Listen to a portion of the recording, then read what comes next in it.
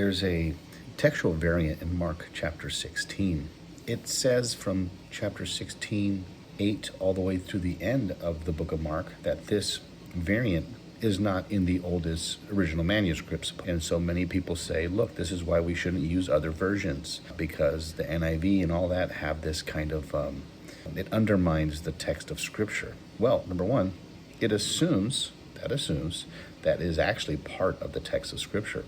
Just because you've been raised with it and people have known it for 400 to 500 years doesn't mean it's actually Scripture. So you have to really dedicate yourself to being honest and saying, what should I take as Scripture? And you're really going to have to do the homework. You can't just say, lean on your pastors to do all your research. And you're going to get a lot of skeptics who say the same thing.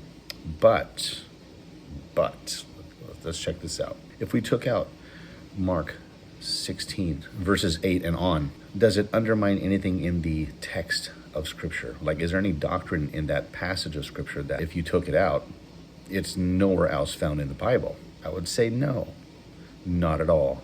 Why? Because go preach the gospel to the whole world, right? To every creature. Well, we have this in Colossians. Paul says the gospel has been preached to every creature under heaven in his time, in his first century time frame. And so we already have Paul saying the same thing as Mark chapter 16. So even if we didn't have Mark 16, we already have Paul affirming that the gospel was supposed to be preached to every creature under heaven. And guess what Paul says? It already happened in his time. And so we also have the sign of tongues.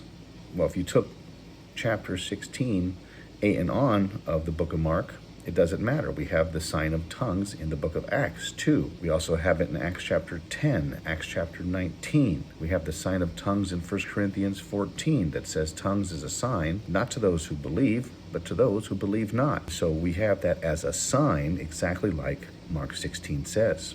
Praying for the sick. We have in the book of James the elders praying for the sick and calling on the name of the Lord. And the right hand of God at the end of Mark 16. It's all over the Bible. That's one of the most popular verses from the Old Testament, Psalm 110:1, that is quoted all over the New Testament. The Lord said unto my Lord, or Yahweh says unto my Master, sit at my right hand until I make your enemies your footstool. So none of these verses, if you took them out, or this section of Mark 16, if we took that out, it doesn't matter. The Scriptures verify itself.